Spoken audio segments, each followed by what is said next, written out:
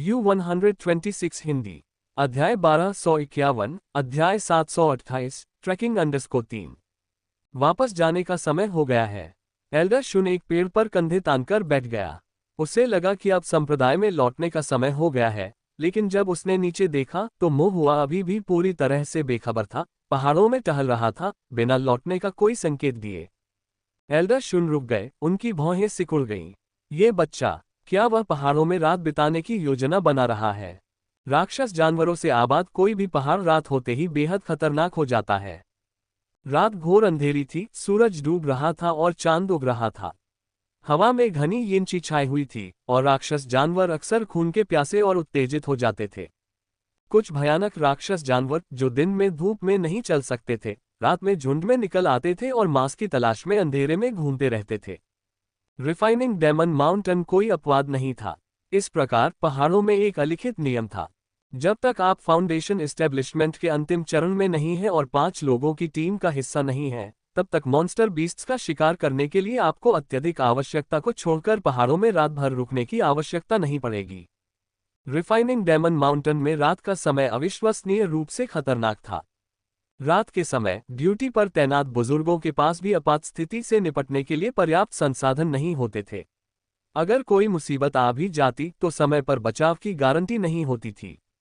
यहां तक कि फाउंडेशन एस्टेब्लिशमेंट लेट स्टेज के प्रतिभाशाली शिष्यों को भी 5-5 की टीमों में पहाड़ों में रात भर रहने के दौरान भारी खतरे का सामना करना पड़ा। इस कमजोर मध्य स्तरीय फाउंडेशन बिल्डिंग के युवा लड़के को अकेले पहाड़ों पर घूमते हुए छोड़ दें। बुजुर्ग शुन का सिर धड़क उठा। ये बच्चा बहुत साहसी है। फिर भी मोह हुआ पूरी तरह से उदासीन दिख रहा था। उनका तर्क वास्तव में काफी सरल था। अब वापस जाने का मतलब था कि कल फिर लौटना पड़ेगा, जिससे 100 मेरिट पॉइंट और कम हो जाएंगे, बहुत बड़ी हानि। आखिरकार मेरिट पॉइंट्स अनमोल थे। जितने ज्यादा होंगे उतना अच्छा होगा, जब भी हो सके उन्हें बचाकर रखना ही बेहतर है। मोह हुआ अपना ध्यान केंद्रित रखते हुए इलाके का ध्यानपूर्वक निरीक्षण करते रहे और अपने मानचित्र पर महत्वपूर्ण स्थानों को चिन्हित करते रहे। जब रात गहरा गई, आकाश तारों से रहित हो गया और चारों ओर इतना अंधेरा हो गया कि वह अपने चेहरे के सामने अपना हाथ भी नहीं देख पा रहा था, तब मोह हुआ ने रात बिताने के बारे में सोचना शुरू किया।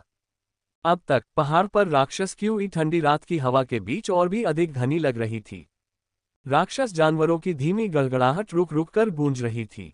अंधेरे में अनगिनत भयानक जानवर हरकत में आते दिख रहे थे, जो कार्रवाई के लिए तैयार थे। यहां तक कि एल्डर शुन, जो लेट गोल्डन कोर स्टेज के साधक थे, को भी अपने हृदय में बेचैनी महसूस हुई। उसने फिर मोह हुआ की तरफ देखा, उसे अपनी जगह पर खड़ा और इधर उधर देखते हुए मानो कोई जगह ढूंढ रहा हो। कड़वी मुस्कान रोक न पाने के कारण उसने मन ही मन सोचा, अगर तुम पहाड़ पर रात बिताने की सोच रहे हो तो तुम्हें पहले से तैयारी कर लेनी चाहिए थी। इस समय भागदौड़ करने में बहुत देर हो चुकी है, अब तुम्हें कोई अच्छी जगह कहाँ मिलेगी। अगर वास्तव में ऐसा हुआ तो एल्डर जून को आगे आना होगा और इस बच्चे को पहाड़ से नीचे खींचना होगा। लेकिन ऐसा करना पूर्वजों के आदेशों के अनुरूप नहीं होगा। पूर्वज ने उसे विशेष रूप से मोह हुआ पर सावधानीपूर्वक नजर रखने का निर्देश दिया था। जब एल्डर जून इस पर विचार कर रहे थे तो उन्होंने अचानक मोह हुआ को हिलते हुए देखा। ऐसा लग रहा था कि मोह हुआ को बसने के लिए जगह मिल गई है। एल्डर जून ने कुछ जिज्ञासा के साथ रात के अंधेरे में झांकते हुए देखा। उसने जो देखा उससे वह हैरान रह गया। मोह हुआ बड़ी शान से एक ऊंचे पेड़ पर चढ़ गया, एक पर्वत शिखर पर छलांग लगाई, ढलान पर आधा रास्ता तय किया, फिर एक और चट्टान पर छलांग लगाई, घनी झाड़ियों की आड़ में थोड़ा आगे तक पैदल चला जब तक कि उसे एक अत्यंत छिपी हुई गुफा नहीं मिल गई। मोह हुआ गुफा की ओर चला गया। बुजुर्ग झुंड ठिठक गए, फिर तेजी से सांस ली। एक राक्षस जानवरों की मान नहीं, ये जगह लोगों के लिए नहीं है। यह एक खूंखार राक्षस जानवर का अड्डा है और बचे हुए राक्षस क्यूई को देखकर लगता है कि यह कम से कम दूसरे दर्जे के अंतिम चरण के राक्षस जानवर का था। अरे मूर्ख बच्चे, क्या तुम खुद को मारना चाह रहे हो? एल्डर शुन तुरंत हस्तक्षेप करने के लिए तैयार हो गए, मोह हुआ को गुफा से बाहर निकालने के लिए। लेकिन जैसे ही उनकी दिव्य इंद्रिय ने उस क्षेत्र को घेर लिया, वे अचानक रुक गए। कोई राक्षस जानवर नहीं। उसने फिर से स्कैन किया, अब वह कुछ हद तक आश्वस्त महसूस कर रहा था। ऐसा लग रहा था कि राक्षस जानवर शिकार पर गया था, या शायद उसके कई ठिकाने थे और यह उसकी एक खोह थी। भारी मात्रा में मॉन्स्टर क्यूई के यहाँ मौजूद होने के बावजूद ये जानवर आज रात घर पर साफ तौर पर नहीं था। एल्डर जून ने धीमी सांस छोड़ी। फिर वह हक्का बक्का रह गया क्योंकि मोहुआ ने बेशर्मी से घोंसले पर कब्जा कर लिया। एक द्वितीय श्रेणी के अंतिम चरण के राक्षस जानवर की मांद में साहपूर्वक चला गया जो उसकी हड्डियों को बाहर थूके बिना उसे पूरा निगल सकता था। मांद के अंदर मोहुआ ने सबसे पहले कुछ ताजगी देने वाली जड़ी बूटियां निकाली और उन्हें तीखी राक्षस जानवर की गंध को साफ करने के लिए चारों ओर छिड़क दिया। फिर उन्होंने एक सुरक्षित कोना चुना और कई संरचनाएं स्थापित की। सबसे पहले एक प्रारंभिक चेतावनी संरचना थी, उसके बाद एक गुप्त संरचना, एक रक्षात्मक पृथ्वी पत्थर संरचना और अंत में एक जवाबी हमला करने वाली दिशा संरचना थी। संरचना स्थापित करने के बाद मोहुआ ने अपना पेट भरने के लिए कुछ सूखा मांस निकाला। इसके बाद उन्होंने फलों वाली शराब के कुछ घूंट लिए। एक बार भोजन और पानी पीने के बाद उसने एक नर्म कंबल निकाला, खुद को कोकून की तरह लपेट लिया और एक लंबी शांतिपूर्ण नींद में सो गया। बाहर खड़े एल्डर जून पूरी तरह से हक्के बक्के रह गए। जरा ठहरिए, ये तो एक राक्षस जानवर का अड्डा है। तुम इसे अपना घर कैसे समझ सकते हो? ऐसी परिस्थितियों में आप इतनी गहरी नींद कैसे सो पाते हैं? तुम्हारा दिल सचमुच कुछ और ही है। बुजुर्ग शून ने गहरी सांस ली, शब्दहीन हो गए। आखिरकार उन्होंने गुफा के द्वार पर चुपचाप पहरा देने का निश्चय किया। उसने आराम करने की हिम्मत नहीं की, केवल ध्यान करने के लिए अपनी आंखें बंद कर लीं। क्या होगा अगर कोई राक्षस सचमुच अपनी मांद में वापस आ जाए और इस बेहद दुस्साहसी बच्चे को पूरा निगल जाए? यह एक बड़ी आपदा होगी। पूर्वज उसे जीवित ही खाल उतार देते थे। रात गहरी होती गई, पहाड़ी हवाएं ठंडी होती गईं। मोहुआ अंदर शांति से सोया। एल्डर जून चिंतित होकर बाहर निगरानी रख रहे थे। इसी तरह रात बीतती गई, फिर भोर हुई, पूरब में उजाला हुआ और मोहुआ ने अपनी आंखें खोली और धीरे से उठकर बैठ गया। उसने अंगड़ाई ली और वह तरोताजा लग रहा था। गुफा के बाहर एल्डर जून की निगाहें सुस्त थीं, उनका चेहरा थका हुआ था। अब समय जल्दी नहीं था। मोहुआ उठा, अपने कंबल को ठीक किया, संरचनाओं को मिटा दिया और अपने नक्शे पर एक छोटे से कैंपफायर आइकन के साथ मांद के स्थान को चिन्हित किया।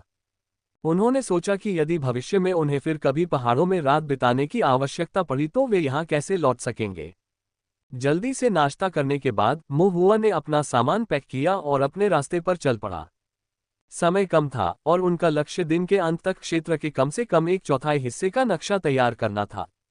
एल्डर जून ने अपना माथा रगड़ा और असहाय होकर आह भरी, फिर चुपचाप मोहुआ के पीछे चलने लगे। और इसलिए मोहुआ ने एक और दिन रिफाइनिंग डायमंड माउंटेन की खोज में बिताया। एल्डर शून ने पूरे दिन लगन से उसका पीछा किया, फिर भी मोहुआ पूरी तरह से अनजान रहा। दिन के अंत तक मोहुआ ने पहाड़ के अपने विशेष नक्शे का लगभग आधा हिस्सा पूरा कर लिया था और अपना लक्ष्य प्राप्त कर लिया था। एक सप्ताह का फील्ड ब्रेक समाप्त होने के बाद मोहुआ ताइक्सू गेट पर लौट आया। 8 दिनों तक खेती करने के बाद एक और खेत का अवकाश आया। इस बार मोहुआ रिफाइनिंग डायमंड माउंटेन पर लौट आया और डायमंड रिफाइनिंग कमांड खरीदने के लिए एक और 100 स्पिरिट स्टोन्स खर्च किए और पहाड़ों में फिर से प्रवेश किया। क्षेत्र की अपनी परिचितता के साथ भूभाग, खतरनाक राक्षस जानवर, मियाजमा, जहर और बहुत कुछ, मोहुआ अपने सर्वेक्षण में तेजी से आगे बढ़ा। 2 दिन बाद नक्शा पूरी तरह तैयार हो गया। अब शिकार की रणनीति तैयार करने का समय आ गया था, जिसमें संरचनाओं और आध्यात्मिक कलाकृतियों को एक व्यापक योजना में संयोजित किया जाना था। इसका लक्ष्य अपने कनिष्ठ भाई चेंगमू और अन्य लोगों को रिफाइनिंग डायमंड माउंटेन में ले जाने के लिए तैयार करना था। मो और अन्य लोग मॉन्स्टर हंटर्स नहीं हैं, उनके पास अनुभव की कमी है, इसलिए उन्हें सरल कार्यों से शुरुआत करनी होगी और चरण दर चरण प्रगति करनी होगी। शिष्य निवास में मोहुआ मोमबत्ती की रोशनी में गहरी सोच में डूबी बैठी थी। दानव शोधन पर्वत मानचित्र पूरा हो चुका था। उन्हें दानव शोधन पर्वत में विभिन्न द्वितीय श्रेणी के प्रारंभिक चरण के राक्षसी प्राणियों की सामान्य समझ भी थी। सब कुछ तैयार था, अब व्यावहारिक कार्रवाई के बारे में सोचने का समय था। मोहुआ ने दानव परिशोधन पर्वत मानचित्र का अध्ययन किया, मार्ग का मसौदा तैयार करने, जानवरों का चयन करने और रणनीति की योजना बनाने से पहले आधे दिन तक इसे पलटा। अगले दिन मोहुआ ने एक पत्र लिखा और उसे मास्टर गू को सौंप दिया और उनसे कवच का एक बैच बनाने में मदद करने का अनुरोध किया। कुछ दिनों बाद जब कवच तैयार हो गया, मोहुआ ने चेंग मो से संपर्क किया और स्पष्ट रूप से कहा, परसों विश्राम के समय मेरे साथ दानव शोधन पर्वत पर आओ। चेंग मो, जिसकी चोटें अभी अभी ठीक हुई थीं, को ये सुनकर ठंड लग गई। उसका शरीर अभी भी हल्का दर्द कर रहा था। अभी भी वह उस थप्पड़ का सपना देखता था जो भालू ने मारा था। अपने डर के बावजूद पीछे हटने से इनकार करते हुए चेंग मो ने बहादुरी का परिचय दिया और शेखी बघारते हुए कहा, छोटे भाई, चिंता मत करो। एक बार जब हम दानव शोधन पर्वत पर पहुंच जाएंगे तो मैं तुम्हें सुरक्षित रखने का वादा करता हूं। लेकिन दिखावा करने के बाद उसने सावधानी से पूछा, जूनियर भाई, आप दानव शोधन पर्वत में क्या करने की योजना बना रहे हैं? आप क्या सोचते हैं? चेंग मो लड़खड़ा गया। ये तो नहीं हो सकता।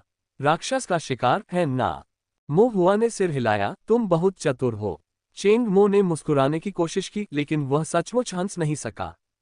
उसने अपने आप पर नजर डाली, लंबा और हट्टा कट्टा, फिर भी एक भालू के थप्पड़ के कारण लगभग आधे महीने तक बिस्तर पर पड़ा रहा। फिर उसने मो हुआ की ओर देखा, दुबला पतला और सुडौल। हालांकि वह थोड़ा बड़ा हो गया था, फिर भी उसकी तुलना में उसके हाथ और पैर पतले थे। चेंग मो ने धीरे से कहा, शायद हमें पुनर्विचार करना चाहिए। एक सज्जन 10 साल बाद भी बदला ले सकते हैं। चलो अभी पहाड़ के जानवरों को छोड़ देते हैं। मो हुआ ने जवाब दिया, क्या तुम डर गए हो? चेंग मो अजीब तरह से हंसा, ऐसा नहीं है कि मैं डर रहा हूं, मुझे बस डर है कि जानवर तुम्हें नुकसान पहुंचा सकते हैं। कोई बात नहीं, मो हुआ ने गर्व से कहा। मैंने तुम्हें बताया ही नहीं, मैं मॉन्स्टर हंटर्स के परिवार से हूं। ये हुनर पीढ़ियों से चला आ रहा है। चेंग मो की अभिव्यक्ति जटिल हो गई। ये कहना एक बात है, यह मानना दूसरी बात है। इसके अलावा भूभाग भिन्न भिन्न थे, राक्षस भी भिन्न थे, तथा शिकार की तकनीकें भी सर्वव्यापी नहीं थीं। कियान राज्य में राक्षसों को मारने के लिए कोई पैतृक तलवार का उपयोग नहीं कर सकता है। चेंग मो का संदेह देखकर महुआ ने आह भरी, ठीक है, मैं कोई और ढूंढ लूंगा। चेंग मो एकदम से घबरा गया। वे राक्षसों का शिकार करते थे या नहीं, ये गौण बात थी, लेकिन एक शक्तिशाली सहयोगी से चिपके रहना सर्वोपरि था। मो हुआ के साथ काफी समय बिताने के बाद चेंग मो उससे अपेक्षाकृत परिचित हो गया था और उसकी असाधारण बुद्धि, संरचनाओं की रहस्यमय महारत और रहस्यमय पृष्ठभूमि के बारे में जानता था। यहां तक कि कठोर एल्डर मास्टर जून ने भी खुलेआम उनका समर्थन किया। ये सचमुच एक सुनहरी जांच थी। भले ही जूनियर भाई केवल दर्शनीय स्थलों की यात्रा के लिए दानव शोधन पर्वत पर गए हों, चेंग मो को उनके साथ जाना पड़ा। चेंग मो मुस्कुराया, मुझे बस चिंता है कि मेरी हालिया चोटों की वजह से हमारी गति धीमी पड़ सकती है। छोटे भाई, अगर आपको कोई आपत्ति न हो तो आप जो भी करेंगे, मैं खुशी खुशी आपका साथ दूंगा। अंतर्निहित संदेश, चाहे कुछ भी हो, मुझे अपने साथ ले चलो। ठीक है, मो हुआ ने संतुष्टि में सिर हिलाया। चेंग मो ने स्वाभाविक रूप से सीटू जियान और अन्य लोगों को भी इसमें शामिल कर लिया। दानव शोधन पर्वत पर चलना कठिन था, राक्षसों को मारना कठिन था, पुण्य अंक अर्जित करना कठिन था, और केवल प्रवेश शुल्क ही 100 पुण्य अंक देने थे। उनके वर्तमान साधना स्तर को देखते हुए पर्वत में प्रवेश करना लगभग निश्चित रूप से हारना था। सीटू जियान और अन्य लोगों ने पहले तो हार मान ली थी और शिकार के लिए पहाड़ पर जाने से पहले अपनी साधना में सुधार होने तक इंतजार करने का निर्णय लिया था। लेकिन जब चेंग मो ने ये कहा कि मो हुआ ने उन्हें पहाड़ पर ले जाने की योजना बनाई है, तो उनकी पहले से निराश आत्माएं फिर से जाग उठीं। यद्यपि वे खतरनाक दानव शोधन पर्वत और उसके रक्तपिपासु राक्षसों से निपटने के लिए महुआ की सटीक योजनाओं या तरीकों को नहीं जानते थे, जूनियर ब्रदर के नेतृत्व का अनुसरण करना निस्संदेह सही विकल्प था। यह विश्वास पिछले अनुभवों से उपजा है और एक अकाट्य सत्य साबित हुआ। आराम की अवधि के दौरान महुआ ने ताइजू शहर में गू परिवार की दुकानों की एक त्वरित यात्रा की, कुछ आध्यात्मिक कलाकृतियां ली, उन पर कुछ आकृतियां बनाई और फिर चेंग मो और अन्य लोगों से मिलकर दानव शोधन पर्वत की ओर प्रस्थान किया। पहाड़ के द्वार पर प्रत्येक व्यक्ति को पहाड़ में प्रवेश करने से पहले एक दानव शोधन आदेश खरीदने के लिए 100 योग्यता अंक खर्च करने पड़ते थे। हालांकि जैसे ही वे अंदर गए, महुआ ने एक सुंदर, शांत दिखने वाले आदमी को नोटिस करने में विफल रहा, जिसका आचरण एक लंबे बुजुर्ग जैसा था, जिसने सावधानी से उनकी ओर एक नजर डाली। ये व्यक्ति कोई और नहीं बल्कि एल्डर शुन द्वारा नियुक्त पर्यवेक्षक एल्डर शुन जियू थे। उनका उपनाम जुन था और उन्हें जियू नाम दिया गया था। वे जुन परिवार से थे और एल्डर मास्टर जुन के प्रत्यक्ष वंशज थे। स्वर्गीय स्वर्णिम मूल अवस्था की साधना के साथ उन्होंने ताइक्सू द्वार के आंतरिक द्वार में एक एल्डर के रूप में सेवा की। मो हुआ को पहाड़ में प्रवेश करते देख जून जियो ने धीरे से आह भरी। चलो हम फिर से चलते हैं। उसने सोचा था कि पहाड़ पर घूमने के बाद लगातार 2 बार आराम करने के बाद मोहुआ कुछ देर के लिए शांत हो जाएगा, लेकिन ऐसा लग रहा था कि जैसे ही उसे खाली समय मिलेगा, लड़का फिर से गोता लगाने के लिए तैयार हो जाएगा। और इस बार तो वह अपने साथ 4 बच्चे भी ले आया। निश्चित रूप से वह अब राक्षस का शिकार करने के बारे में नहीं सोच रहा था, है ना? अपने मन में जुनजियो ने शिष्यों के साधना स्तर का सर्वेक्षण किया और अपना सिर थोड़ा हिलाया।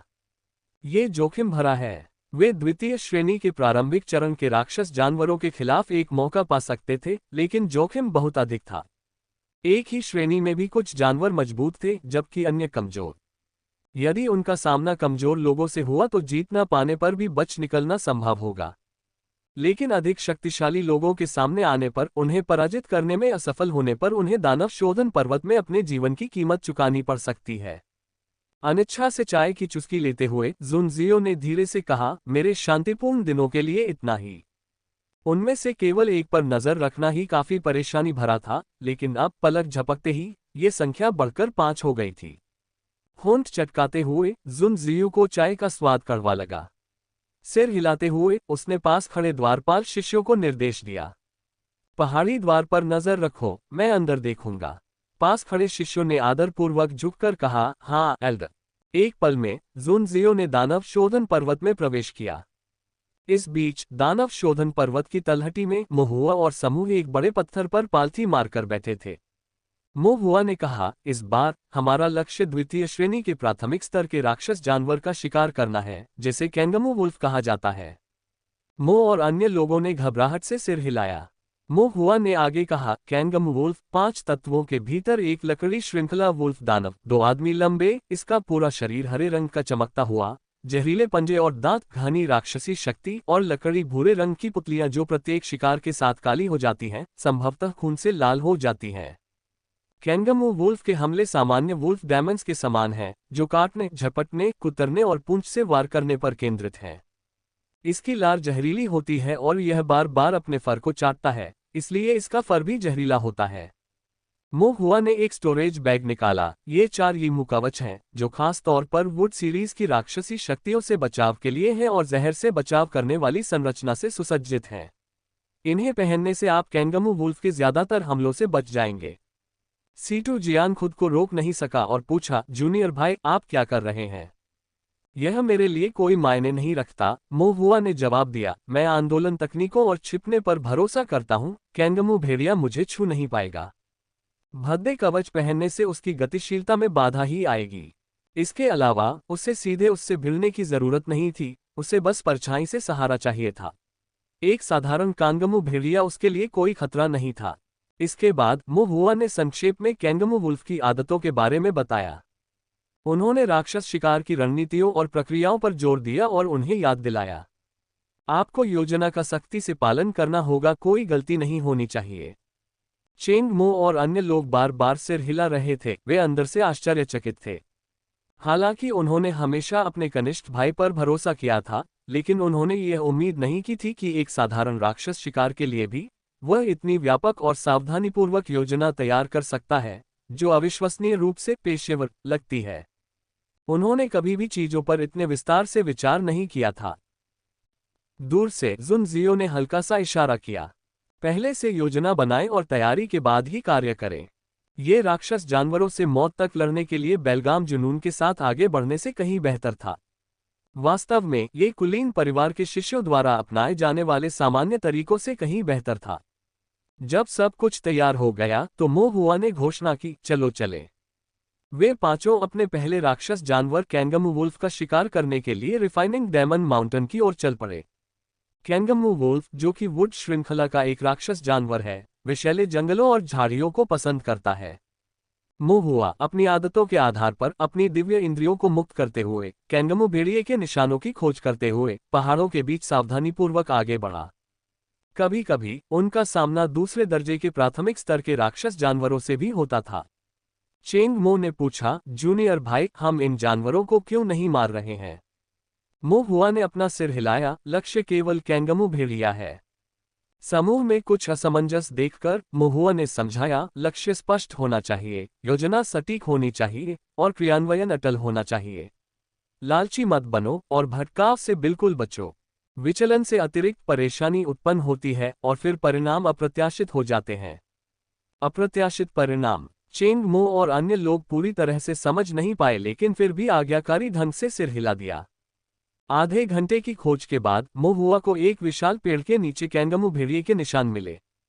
काले हरे रंग का फर और घास और लकड़ी के विषैले तरल पदार्थ के निशान। इन सुरागों का अनुसरण करते हुए उन्होंने 1 घंटा एक द्वितीय श्रेणी प्राथमिक श्रेणी के राक्षस जानवर को खोजने में बिताया, जो 2 आदमियों की ऊंचाई पर खड़ा था तथा जिसकी निगाहें भयंकर थीं। कैंगमू भेड़िया। इसके जहर से सावधान रहें, अति आत्मविश्वासी न हो और नकली मौत से सावधान रहें। मो हुआ ने आधिकारिक तौर पर शिकार शुरू करने से पहले उन्हें फिर से याद दिलाया। उन्होंने सबसे पहले कैंगमू वुल्फ की गति के पैटर्न का अवलोकन किया और उसके पूर्व निर्धारित मार्ग पर जाल बिछाए तथा डी शा फॉर्मेशन के लिए एक एरे प्लेट स्थापित की। उन्होंने आसपास के वातावरण का उपयोग करके सेटअप को छुपा दिया और अपने काम के किसी भी निशान को मिटा दिया। घास का पाउडर छिड़क कर उसने आभा को दबा दिया। ये सब अभ्यासपूर्वक सहजता से किया गया तथा संरचना की स्थापना दोषरहित थी। इसके बाद समूह पास के जंगल में छिप गया। 30 मिनट बाद कैंगमू भेड़िया आया, जाल में प्रवेश किया और संरचना को चालू कर दिया। तुरंत ही एक जोरदार विस्फोट हुआ और धूल हवा में उड़ने लगी। द्वितीय श्रेणी की दिशा संरचना फूट पड़ी। पृथ्वी श्रृंखला की आध्यात्मिक शक्ति की धाराएं कुंडलित सर्पों की तरह आगे बढ़ी और अपने पीछे आने वाली हर चीज को नष्ट कर दिया। आसपास के पहाड़ी पत्थर और वनस्पतियां चूर्ण चूर्ण हो गईं। जैसे ही धूल जमी, कैंगमू भेड़िया बाहर आया। उसका शरीर जख्मों से भरा हुआ था और उसका जहरीला हरा खून उसके फर से जमीन पर टपक रहा था। उसकी राक्षसी आंखें भय और क्रोध से भरी हुई थीं।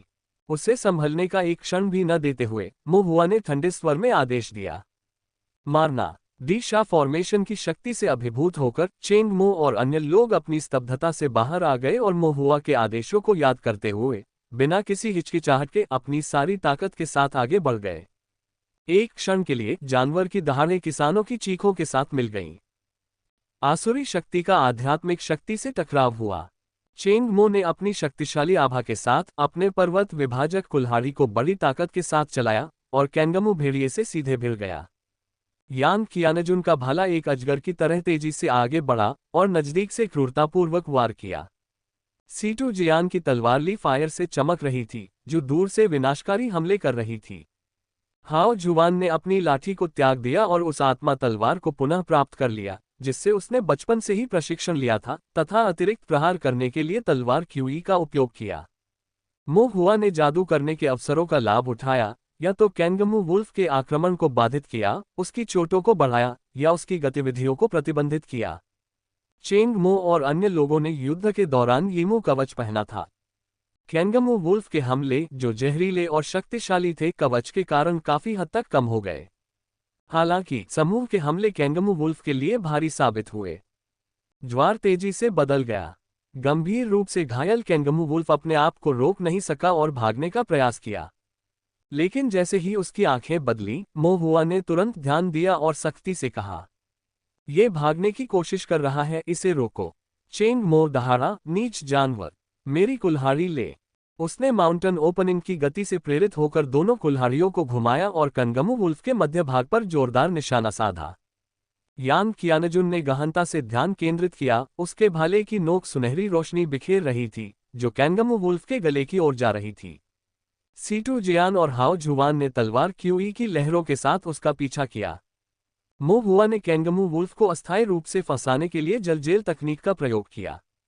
कैंगमू वुल्फ चकमा देने में असमर्थ, हमलों की पूरी ताकत झेल गया और जमीन पर गिरने से पहले एक अंतिम आक्रोशपूर्ण दहाड़ लगाए। समूह के चेहरे खुशी से चमक उठे, लेकिन मो हुआ की पहले वाली चेतावनी उनके दिमाग में फिर से आ गई। राक्षस जानवर स्वभाव से ही धोखेबाज होते हैं और अक्सर मौत का नाटक करते हैं। एक बार जब यह नीचे गिर जाए तो और भी ज्यादा सावधान रहना। उनके दिल कांप उठे और वे शांत होने का साहस नहीं कर सके। योजना पर कायम रहते हुए चेंग मो और यान कियानजुन पास में ही पहरा दे रहे थे, जबकि सीटू जियान और हाओ जुवान ने दूर से हमले के लिए तलवार क्यूई को संघनित किया। कैंगमू भेड़िया तलवार क्यूई की कई तरंगों से मारा गया और निश्चित रूप से फिर से इधर उधर छटपटाने लगा। समूह द्वारा हमलों के एक और दौर के बाद कैंगमू वुल्फ ज्यादा परेशानी पैदा करने में विफल रहा और अंततः पूरी तरह से बेजान होकर गिर पड़ा। चेंग मो और बाकी लोग पसीने से लथपथ थे, उनकी बाहें थोड़ी सुन्न हो गई थीं। जमीन पर बेजान पड़े कैंगमू भेड़िए को घूरते हुए वे एक साथ रोमांचित भी थे और कुछ हद तक अविश्वास भी। यह मर चुका है। क्या उन्होंने अपनी क्षमताओं का उपयोग करके द्वितीय श्रेणी के प्राथमिक स्तर के कैंगमू वुल्फ को मार डाला था? यद्यपि उनके कनिष्ठ भाई ने सबसे अधिक योगदान दिया था, फिर भी उन्होंने निश्चित रूप से महत्वपूर्ण भूमिका निभाई थी। दूसरी ओर जुन जियो भी थोड़ा चकित दिख रहा था। यह इतना तेज था, उन्होंने इसे मार डाला। तैयारी से लेकर सुरागों का पता लगाने, संरचना बनाने और घात लगाने, समूह में हमला करने और अंत में नकली मौत को रोकने तक संपूर्ण ऑपरेशन निर्बाध रूप से संपन्न हुआ। ये कैंगमू भेड़िया अप्रत्याशित विचलन के बिना मर गया था। क्या राक्षसों को मारना सचमुच इतना आसान था? जुन जियो ने चुपचाप भीड़ की ओर देखा, फिर शांत और सतर्क मोहुआ की ओर देखा। उसकी आंखों में अविश्वास का भाव था। हालांकि उनकी आध्यात्मिक जड़ औसत दर्जे की थी और रक्त क्यूई कमजोर थी, उनकी योग्यता साधारण प्रतीत होती थी। फिर भी उनका स्वभाव और बुद्धि कुछ और ही थी। एक विनम्र बाहरी आवरण एक शानदार कोर को छुपाता है। यदि यह बच्चा अपने आध्यात्मिक मूल से सीमित न होता तो निस्संदेह उसकी भविष्य की संभावनाएं असीम होती। पूर्वज की विवेकशील दृष्टि सचमुच भयानक थी। कैंगमू भेड़िया पहले ही मर चुका था, उसका खून अभी तक जमा नहीं था। मोहुआ ने तुरंत एक साफ चीनी मिट्टी की जेड बोतल निकाली और रक्त खींचने की कला का उपयोग किया जो उसने बहुत पहले अपनी वरिष्ठ बहन से कैंगमू वुल्फ का खून निकालने के लिए सीखा था। ये रक्त आध्यात्मिक स्याही मिलाने के लिए था। वह 10 पूरी बोतलें इकट्ठा करने में कामयाब रहा। चीनी मिट्टी की जेड बोतलों पर नजर डालते हुए मोहुआ ने प्रतीकात्मक रूप से चेंग मो और अन्य लोगों से पूछा, क्या आप ये खून चाहते हैं? चेंग मो और अन्य लोग, जो सामाजिक संकेतों से अच्छी तरह परिचित थे, ने अपना सिर हिलाया। नहीं।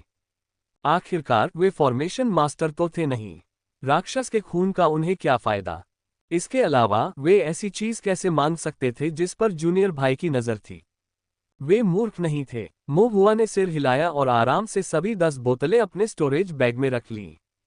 उसने अधिक आध्यात्मिक स्याही बनाने के लिए राक्षसों का खून जमा करने की योजना बनाई।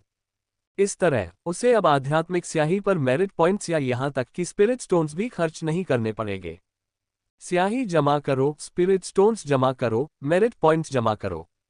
उनका लक्ष्य जितना संभव हो सके उतना भंडार जमा करना था। आध्यात्मिक स्याही प्राप्त करने के बाद मोहुआ ने अपने हाथों से धूल झाड़ दी, कैंगमू वुल्फ को देखा और फिर कहा, चलो शरीर का विच्छेदन करते हैं। इतने बड़े कैंगमू भेड़िए को पूरा वापस ले जाना निश्चित रूप से असंभव था। मॉन्स्टर हंटर्स की सामान्य विधियों के अनुसार मूल्यवान सामग्री को अलग अलग करके वापस ले जाना पड़ता है, लेकिन ऐसे काम के लिए मोहुआ के हाथों की आवश्यकता नहीं थी। 2 बड़ी कुल्हाड़ियां लेकर चेंग मो ने कैंगमू वुल्फ का विच्छेदन करना शुरू कर दिया। मोहुआ उसके पास खड़ा था और निर्देश दे रहा था कि कुल्हाड़ी से कहां चीरा लगाना है, कौन सी हड्डियां निकालनी है और कौन से अंग अधिक मूल्यवान है। हालांकि चेंग मो की तकनीक थोड़ी अनाड़ी थी, 1 घंटे की मेहनत के बाद भी वह मुश्किल से इसे पूरा कर पाए। कैंगमू भेड़िया वहां पड़ा था, उसकी खाल और हड्डियां उधेड़ी हुई थीं, उसकी हालत इतनी खराब हो गई थी कि वह पहचान में नहीं आ रहा था और जमीन पर खून फैला हुआ था। यह दृश्य काफी भयावह था, जिससे चेंग मो और उसके साथी कुछ क्षण के लिए अशांत हो गए। हालांकि मोहुआ बिल्कुल भी विचलित नहीं हुआ। उसने चेंग मो को सलाह भी दी, इस तरह राक्षसों का विच्छेदन करने के लिए अगली बार ज्यादा अभ्यास करना होगा। आपको तेज और कुशल होना होगा, वरना राक्षस को मारने की सारी मेहनत के बाद कोई दूसरा राक्षस या साधक आपके सामग्री इकट्ठा करने से पहले ही उस पर ठोकर खा सकता है। यह आदर्श से कम होगा। चेंग मो ने बार बार सिर हिलाया। एक बार जब कैंगमू वुल्फ का विच्छेदन हो गया तो उसकी सामग्री को भंडारण बैग में पैक कर दिया गया। जैसे ही रात हुई, मोहुआ और समूह पहाड़ी द्वार की ओर वापस चले गए। पहाड़ी द्वार पर उन्होंने कैंगमू वुल्फ से प्राप्त सभी सामग्री बेच दी। कैंगमू वुल्फ की सामग्रियां विशेष रूप से महंगी नहीं थीं और चूंकि मोहुआ और उसके साथी मुख्य रूप से कलाकृतियों के शोधन पर ध्यान केंद्रित नहीं करते थे, इसलिए उन्हें रखना उतना उपयोगी नहीं था। उन्हें बेचना भी ठीक था। अगर उन्हें बाहर बेचा जाता तो उन्हें स्पिरिट स्टोन मिलते, और अगर उन्हें रिफाइनिंग डेमन माउंटेन के अंदर बेचा जाता तो उन्हें मेरिट पॉइंट मिलते। कैंगमू भेड़िए का सिर, क्षतिग्रस्त फर, रीढ़ की हड्डी, पंजे, पूंछ, कुछ जिगर और पित्त सभी की कीमत मिल सकती थी। कुल मूल्य 2500 मेरिट अंकों में परिवर्तित हुआ। बराबर बराबर बांटने पर प्रत्येक व्यक्ति को 500 मेरिट पॉइंट मिले। मॉन्स्टर हंटिंग टोकन के 100 मेरिट पॉइंट हटाने के बाद प्रत्येक व्यक्ति को 400 मेरिट पॉइंट का शुद्ध लाभ हुआ। बेशक आध्यात्मिक कलाकृतियां, कवच, गोलियां या संरचनाएं खरीदने के लिए खर्च में कटौती करनी होगी, लेकिन चूंकि उन्हें मेरिट पॉइंट्स बर्बाद करने के बजाय स्पिरिट स्टोन्स से खरीदा गया था, इसलिए चेंगमो और अन्य लोगों को कोई आपत्ति नहीं थी। अब मेरिट पॉइंट हाथ में आने से उनके चेहरों पर उत्साह झलक रहा था। चेंगमो और कंपनी ने महुआ को 200 अतिरिक्त मेरिट अंक देने के बारे में सोचा। आखिरकार कैंगमू भेड़िए के शिकार की सफलता काफी हद तक आध्यात्मिक कलाकृतियों को तैयार करने, योजना बनाने और कार्रवाई के माध्यम से उनका मार्गदर्शन करने में महुआ की सहायता पर निर्भर थी। महुआ की भागीदारी के बिना कैंगमू वुल्फ को मारना असंभव होता। वे इस बात से भी आश्वस्त हो गए कि महुआ एक अनुभवी मॉन्स्टर हंटर होगा, अन्यथा उसका अनुभव इतना परिष्कृत नहीं हो सकता था। हाओ जुवान ने प्रशंसा से भरकर पूछा, छोटे भाई, क्या आपने पहले भी कई राक्षसों का शिकार किया है? महुआ ने विनम्रतापूर्वक उत्तर दिया, बहुत ज्यादा नहीं, बस अच्छे नतीजे। उनकी अधिकांश सफलताएं संरचना सहायता प्राप्त तकनीकों पर निर्भर थीं, इसलिए उनकी सफलताएं विशेष रूप से अधिक नहीं थीं, यद्यपि उनका ट्रैक रिकॉर्ड सम्मानजनक था। आज तक एक राक्षस शिकारी के रूप में महुआ की सबसे शानदार उपलब्धि हत्या थी। एक दुष्ट राक्षस जिसे फैंग शी के नाम से जाना जाता है, लेकिन उन्होंने इसका उल्लेख करने से परहेज किया, क्योंकि दूसरे लोग यही सोचेंगे कि वह डींगे मार रहा है। अगले दिन महुआ ने चेंगमो और अन्य लोगों का नेतृत्व किया और एक अन्य कैंगमू भेड़िए का शिकार करने के लिए उसी प्रक्रिया को दोहराया। इस बार भी यह कार्य सुचारू रूप से चला। एक संक्षिप्त सारांश के बाद महुआ ने राक्षसों की आदतों और रिफाइनिंग डेमन माउंटेन के इलाके के अनुसार शिकार की रणनीति को समायोजित किया और कैंगमू भेड़ियों के लिए एक स्थिर शिकार प्रक्रिया को अंतिम रूप दिया। इसमें यह भी शामिल था कि पहाड़ में प्रवेश करने से पहले कौन सी आध्यात्मिक कलाकृतियां तैयार करनी होंगी, पहाड़ में प्रवेश करने के बाद कैसे तलाश करें, ट्रैक करें, जाल बिछाएं, हमला करें, समापन करें और उसके बाद की स्थिति को संभालें। यह प्रक्रिया विशेष रूप से कैंगमू भेड़ियों को लक्षित करती है। प्रत्येक कार्य को चरणबद्ध तरीके से पूरा किया जाना चाहिए। शिकार करने वाले राक्षसों को भी वृद्धिशील शिक्षा के तहत एक लक्ष्य से दूसरे लक्ष्य की ओर बढ़ना पड़ता था। संप्रदाय के ज्यादातर अनुयायी शुरुआती थे। शुरुआत में वे हर तरह के राक्षस का शिकार नहीं कर सकते थे। उन्हें कैंगमू भेड़ियों का शिकार करने की अनुमति देने से उन्हें धीरे धीरे राक्षस शिकार प्रक्रिया में समायोजित होने, आत्मविश्वास बनाने, अनुभव प्राप्त करने और योग्य राक्षस शिकारी के रूप में विकसित होने का अवसर मिला। महुआ ने सिर हिलाया, उसके भीतर संतुष्टि की एक आह भर गई। कनिष्ठ भाई के रूप में उन्होंने सचमुच उनका मार्गदर्शन करने में अपना पूरा दिल लगा दिया। उनके जैसी दयालुता और किसने प्रदर्शित की। इसके बाद महुआ चेंगमो के पास गया, देखो क्या कोई और भी रिफाइनिंग डेमन माउंटेन में मजा करना चाहता है? उन्हें आकर मुझे ढूंढने दो। उनका इरादा ताइक्सू संप्रदाय के अनुयायियों के बीच इस शिकार प्रक्रिया को बढ़ावा देने का था। उस रात चेंगमो कई शिष्यों को लेकर आया। समूह महुआ के सामने सीधा खड़ा हो गया और एक स्वर में अभिवादन किया।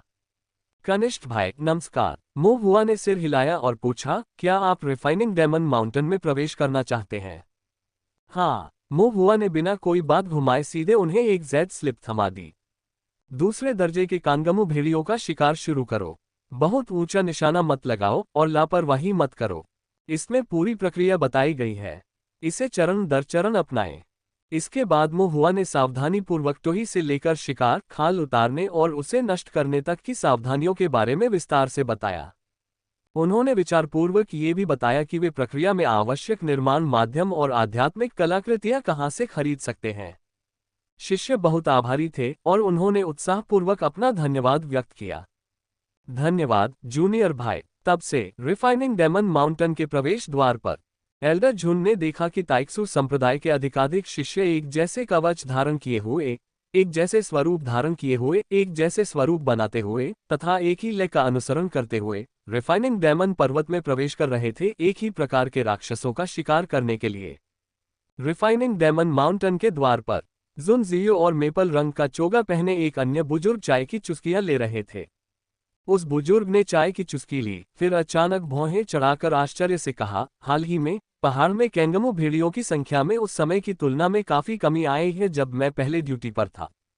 जून जियो का चाय पीते हुए गला घुट गया और उसे हल्की खांसी आ गई। मेपल रंग के वस्त्र पहने हुए बुजुर्ग ने झुन जियो को संदेह भरी नजर से देखा। बड़े झुन, क्या आप कुछ जानते हैं? जुन जियो की अभिव्यक्ति जटिल हो गई। उसने खुद से सोचा, मुझे कैसे पता नहीं चल सका। हमारे ताइक्सु संप्रदाय का एक छोटा वरिष्ठ भाई अपने कनिष्ठ शिष्यों के समूह के साथ विशेष रूप से रिफाइनिंग डायमंड पर्वत में कैंगमू भेड़ियों का शिकार कर रहा है। कस्टम संरचना सरणियां, विशेष आध्यात्मिक उपकरण, मानकीकृत प्रक्रियाएं, एकीकृत रणनीतियां, ऐसा लगता है जैसे वे तवादी सैनिकों में बदल गए हैं। कोई भी राक्षस जानवर इसका सामना कैसे कर सकता है? रिफाइनिंग डायमंड माउंटेन में कैंगमू भेड़ियों को 8 जन्मों तक दुर्भाग्य से ग्रस्त होना पड़ा होगा। जुन जियो ने फिर से खांसी, अस्पष्ट रूप से बुदबुदाते हुए, मुझे नहीं पता। संप्रदाय के अनुयायी राक्षसों का शिकार करते हैं, वे जो शिकार करते हैं वह सब एक जैसा है, थोड़ा अधिक थोड़ा कम, इससे वास्तव में कोई फर्क नहीं पड़ता। बिल्कुल सच, दूसरे बुजुर्ग ने सोचते हुए बुदबुदाया।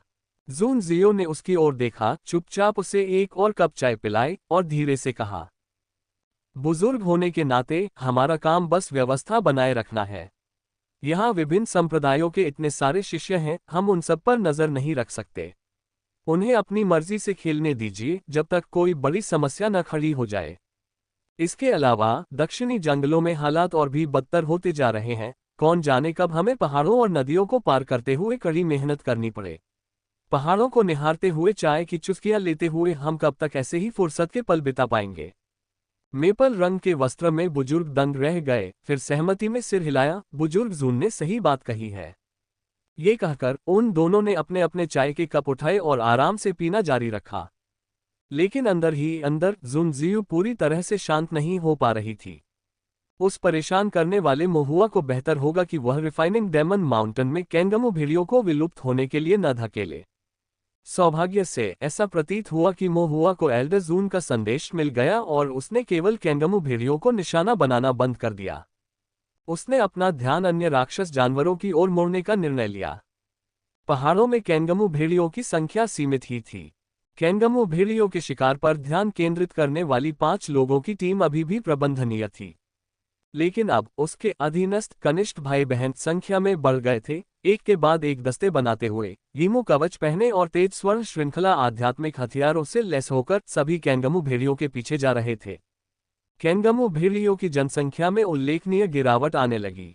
अधिक किसान भेड़ियों का शिकार कर रहे हैं और शिकार करने के लिए भेड़िए कम हैं। कुछ शिष्य पूरा दिन रिफाइनिंग डायमंड पर्वत पर भटकने में बिता देते थे और फिर खाली हाथ लौट आते थे, जिससे उनके पुण्य प्रवेश शुल्क पर बर्बाद हो जाते थे।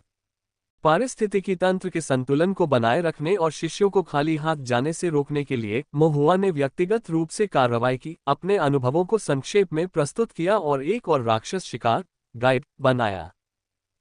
इस बार गाइड ने तियानकिंग सांप नामक एक प्रकार के राक्षस को निशाना बनाया।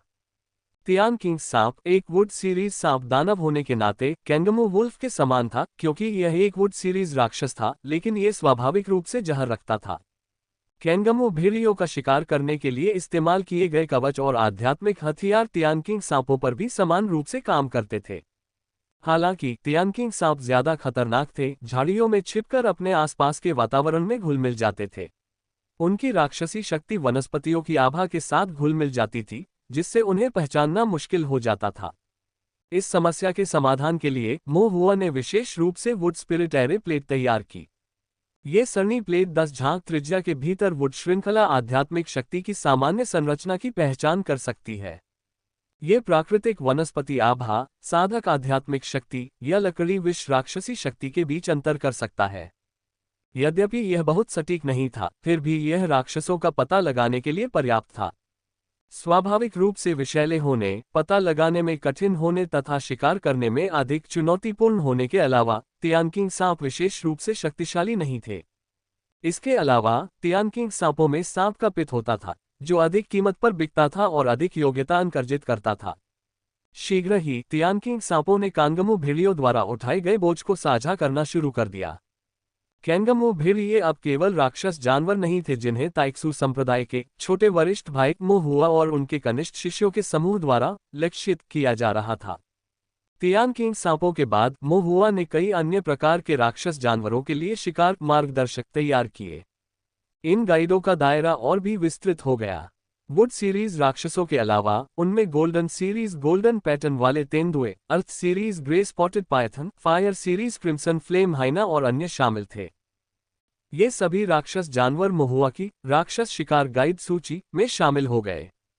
इन मार्गदर्शकों के साथ मिलकर मोहुआ ने अनुकूलित आध्यात्मिक उपकरणों के लिए शोधन सरणी मानचित्र भी डिजाइन किए, जिन्हें उन्होंने शोधन और बाद में गू परिवार के स्टोर में बिक्री के लिए मास्टर गू को सौंप दिया। इन आध्यात्मिक उपकरणों की मात्रा आश्चर्यजनक थी। राक्षसों के शिकार के लिए आवश्यक आध्यात्मिक उपकरण पहले से ही इनामों या पाप साधकों को पकड़ने के लिए उपयोग किए जाने वाले उपकरणों से अधिक थे। इसके अतिरिक्त राक्षसों का शिकार करना इनाम के लिए शिकार करने से कहीं अधिक कुशल था। आखिरकार पाप साधक दूर दूर तक घूमते रहते थे, जिससे उनका पता लगाना कठिन हो जाता था, जबकि राक्षस ज्यादातर रिफाइनिंग डेमन माउंटेन के भीतर ही रहते थे और पहाड़ में प्रवेश करने पर उन्हें आसानी से पाया जा सकता था। इस वजह से मास्टर गू की गुशान रिफाइनिंग वर्कशॉप की भट्टियां 24 घंटे जलती रहती थीं और उनमें हलचल रहती थी। अनुकूलित आध्यात्मिक उपकरणों के सरणी आरेखों को मास्टर गू द्वारा मानकीकृत किया गया था और उनके कई प्रशिक्षुओं को सौंप दिया गया था। यदि अनुकूलित करने के लिए केवल 1 या 2 टुकड़े होते तो बड़े पैमाने पर उत्पादन संभव नहीं होता। लेकिन अब मोहुआ के मार्गदर्शन के साथ ताइक्सू संप्रदाय के अनुयायियों के लिए राक्षसों का शिकार करने हेतु आवश्यक आध्यात्मिक उपकरण मानकीकृत हो गए थे तथा कलाकृतियों के शोधन के एक निश्चित स्तर तक पहुंच गए थे। इन अनुकूलित आध्यात्मिक उपकरणों का अब आवश्यकतानुसार बड़ी मात्रा में उत्पादन किया जा सकता है।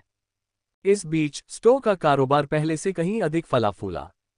जहां तक इन घटनाक्रमों का सवाल है, मोहुआ विशेष रूप से चिंतित नहीं थे। अपनी छुट्टियों के दिनों में वह अभी भी रिफाइनिंग डेमन माउंटेन में खुद को डुबोए रखता था, हालांकि अब उसे व्यक्तिगत रूप से शिकार करने की आवश्यकता नहीं थी। उन्होंने राक्षस शिकार गाइड तैयार की थी और उनका व्यापक प्रचार किया था। समय के साथ अधिक से अधिक ताइक्सू संप्रदाय के अनुयायी उनके सभा स्थल पर आते, उन्हें छोटे वरिष्ठ भाई के रूप में स्वीकार करते, मार्गदर्शक प्राप्त करते और रिफाइनिंग डेमन पर्वत की ओर बढ़ते। 1000 से अधिक संप्रदाय के शिष्यों में से जबकि अधिकांश ने उन्हें ऊपरी तौर पर छोटा वरिष्ठ भाई कहा था, केवल एक छोटा सा अल्पसंख्यक ही उन्हें दिल से अपना वरिष्ठ भाई मानता था। वे सभी स्वर्ग के चुने हुए पुत्र थे, कोई भी आसानी से किसी दूसरे के अधीन नहीं होता। कुछ प्रतिभाशाली और गर्वित लोग मोहुआ को देखकर केवल सिर हिलाते थे, कभी भी छोटे वरिष्ठ भाई शब्द नहीं बोलते थे। बिल्कुल सामान्य बात है, मोहुआ को इससे कोई आपत्ति नहीं है। लेकिन अब चीजें अलग हैं। इन राक्षस शिकार रणनीतियों को मोहुआ की अनुमति के बिना साझा नहीं किया जा सकता। यदि किसी को रणनीतियां चाहिए तो उन्हें मोहुआ के पास जाना होगा। पहाड़ों में राक्षसों का शिकार करना नए लोगों के लिए अत्यधिक कठिन है। शुरुआत में सभी लोग लड़खड़ाते हुए आगे बढ़े और उन्हें बहुत संघर्ष करना पड़ा। लेकिन अब कुछ शिष्य मोहुआ की व्यापक रणनीतियों से लैस और कवच पहने हुए आत्मविश्वास से पहाड़ों में घुस गए, एक के बाद एक राक्षस जानवरों को मार डाला और तब तक पुण्य अंकर्जित किए जब तक कि उनके हाथ दुखने नहीं लगे। अन्य शिष्य, चाहे वे कितने भी अभिमानी या महत्वाकांक्षी क्यों न हो, अब शांत नहीं बैठ सकते थे। साथ ही संप्रदाय के सदस्यों के बीच भी प्रतिस्पर्धा है। यहाँ हर कोई खेती में माहिर है, किसी में भी प्रतिभा की कमी नहीं है। युद्ध के अनुभव को व्यक्तिगत प्रयास के माध्यम से निखारा जाना चाहिए और साधना के संसाधनों के लिए संघर्ष करना चाहिए। थोड़ा भी पीछे रहने का अर्थ है हर कदम पर और अधिक पीछे रह जाना। अब मोहुआ की सहायता से कुछ शिष्य तेजी से प्रगति कर रहे हैं। स्वाभाविक रूप से अन्य लोग भी पीछे नहीं रहना चाहेंगे। इसके अलावा राक्षस शिकार के लिए प्रचुर मात्रा में योग्यता अंक अर्जित किए जा सकते हैं। योग्यता अंक गर्व से कहीं अधिक महत्वपूर्ण है। इसलिए ताइक्सू संप्रदाय के कुछ स्वर्गीय गौरव, जिन्होंने पहले घोषणा की थी कि वे मोहुआ के साथ कभी भी संबंध नहीं रखेंगे, वे भी थोड़ा शर्मा गए, दौड़कर उसके पास गए और विनम्रतापूर्वक पुकारने लगे, छोटा भाई। मोहुआ ने गर्मजोशी भरी वसंत जैसी मुस्कान के साथ जवाब दिया। आखिरकार इससे कोई फर्क नहीं पड़ता था कि उनके पास कौन आता था, वो सभी के साथ समान व्यवहार करते थे और ज्ञान का संचय नहीं करते थे। उन्होंने रणनीतियां सौंपी और महत्वपूर्ण बिंदुओं को ध्यानपूर्वक समझाया। उन स्वर्गीय गौरवों ने मोहुआ के तरीकों का अनुसरण किया और परिष्कृत दानव पर्वत में प्रवेश किया। उन्हें आश्चर्य हुआ कि सब कुछ सुचारू रूप से चल रहा था। उन्होंने राक्षस जानवरों का सफलतापूर्वक शिकार किया और क्षण भर के लिए अविश्वास में पड़ गए। राक्षस शिकार, क्या ये सचमुच इतना आसान है? जब उन्हें योग्यता अंक प्राप्त हुए तो उनके दिलों में छिपी हुई नाराजगी पूरी तरह से गायब हो गई। हर बार उनकी जुबान से जूनियर ब्रदर शब्द और भी सहजता से निकलता था। अपने दिल में उन्होंने धीरे धीरे रणनीति बनाई। मोहुआ इतना अच्छा व्यक्ति है, उसे जूनियर भाई क्यों न कहा जाए। आखिरकार उन्हें व्यक्तिगत रूप से एल्डर मास्टर जून द्वारा नियुक्त किया गया था। यदि मोहुआ के लिए नहीं तो भी उन्हें एल्डर मास्टर जून के प्रति सम्मान दिखाना ही था। इसके अलावा यदि अन्य लोग उसे जूनियर भाई कह सकते हैं तो वे ऐसा क्यों नहीं कर सकते। इस प्रकार मोहुआ को अक्सर अपरिचित शिष्यों का सामना करना पड़ता था, जो संप्रदाय से गुजरते समय गर्मजोशी से जूनियर ब्रदर कहकर उनका अभिवादन करते थे। विशेष रूप से रिफाइनिंग डेमन माउंटेन में जूनियर ब्रदर की पुकार तेज और अधिक लगातार हो गई। वर्तमान साधना स्तर पर शोधन दानव पर्वत पर शिकार कर रहे अधिकांश शिष्यों को मोहुआ की रणनीतियां या मार्गदर्शन प्राप्त हुआ था। एक दिन जब मोहुआ रिफाइनिंग डेमन माउंटेन में था, एक साथी शिष्य ने उसे देखा और उत्साह से कहा, छोटे भाई, हमने एक कैंगमू भेड़िया को मार डाला और एक दानव कोर प्राप्त किया। कृपया इसे स्वीकार करें। ये शिष्य दयालु और चतुर लग रहा था, उसकी निगाहें जीवंत और तीक्ष्ण थीं। मोहुआ को याद था कि उसका उपनाम डोन था और उसका उपनाम शी था, लेकिन मोहुआ को यह याद नहीं आ रहा था कि वह किस प्रांत से आया था। मोहुआ ने अपना सिर हिलाकर मना कर दिया और कहा, डेमन कोर मूल्यवान है, आपको इसे योग्यता अंक पाने के लिए अपने पास रखना चाहिए। डोंग शी नामक शिष्य ने ईमानदारी से अपना आभार व्यक्त किया, जूनियर भाई के मार्गदर्शन के बिना हमें ये दानव कोर प्राप्त नहीं होता। अन्य शिष्यों ने भी उत्साहपूर्वक सहमति जताते हुए कहा, बिल्कुल बिल्कुल छोटे भाई, आपको इसे ले लेना चाहिए, अन्यथा हमें बेचैनी महसूस होगी। हालांकि उसने उनका मार्गदर्शन किया था, फिर भी मोहुआ को उस चीज को छीनने में थोड़ी अटपटी सी महसूस हुई जिसे पाने के लिए उन्होंने कड़ी मेहनत की थी। उसने जमीन पर पड़े कैंगमू भेड़िए के बेजान शरीर को देखा। अचानक उसकी आंखें चमक उठीं और उसने कहा, मुझे दानव कोर की आवश्यकता नहीं है, इसके बजाय मुझे राक्षस रक्त दे दो। ताइक्सू के शिष्य स्तब्ध रह गए। राक्षस रक्त? हाँ, मोहुआ ने सिर हिलाया। यह मेरे बहुत काम का है। उन्होंने एक क्षण सोचा और तुरंत समझ गए।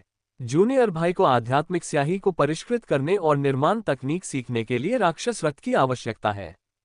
जूनियर भाई होने के योग्य, ईमानदार और उदार, दानव कोर की लालसा न रखते हुए भी अपने साथी संप्रदाय के सदस्यों की भावनाओं का ध्यान रखते हुए उन्होंने केवल आध्यात्मिक स्याही को परिष्कृत करने और निर्माण तकनीकों में निपुणता प्राप्त करने पर ध्यान केंद्रित करने के लिए राक्षस रक्त लिया। शिष्यों ने दयापूर्वक कहा, छोटे भाई, आप नेहसिन कोच लहूल ले लीजिए। मोहुआ मुस्कुराया और कहा, धन्यवाद। कैंगमू वुल्फ का खून निकालने के बाद मोहुआ ने शिष्यों को विदाई दी। जैसे ही डोंगशी ने उसे जाते हुए देखा, वह दूसरों की ओर मुड़ा और बोला, ये बात फैलाओ, जूनियर भाई को मॉन्स्टर ब्लड की जरूरत है। समझ गया। और इस प्रकार ये संदेश एक व्यक्ति से 10 तक और 10 से 100 तक फैल गया। जल्द ही रिफाइनिंग डेमन माउंटेन के सभी ताइक्सू शिष्यों को जूनियर ब्रदर की मॉन्स्टर ब्लड की आवश्यकता के बारे में पता चल गया। मोहुआ के प्रति अपनी कृतज्ञता व्यक्त करने के लिए उत्सुक कई शिष्यों को राक्षस रक्त एक तुच्छ भेंट लगी। इसके बाद जब भी मोहुआ रिफाइनिंग डेमन माउंटेन में प्रवेश करता तो शिष्य हर कुछ दिनों में उसके पास आते और कहते, कनिष्ठ भाई, हमने अभी अभी एक राक्षस जानवर को मार डाला है और अभी तक उसका खून नहीं बहाया है, क्या आप इसे पसंद करेंगे? कुछ शिष्य तो मारे गए राक्षस जानवरों का खून बहाने से पहले मोहुआ के आने का विशेष रूप से इंतजार करते थे। ये व्यवस्था मोहुआ के लक्ष्यों के लिए पूरी तरह उपयुक्त थी। राक्षस रक्त निकालना मुश्किल था और इससे ज्यादा पुण्य अंक नहीं मिलते थे। ज्यादातर शिष्यों को इसका कोई खास फायदा नहीं मिला। मोहुआ का इसे स्वीकार करना स्वाभाविक ही था।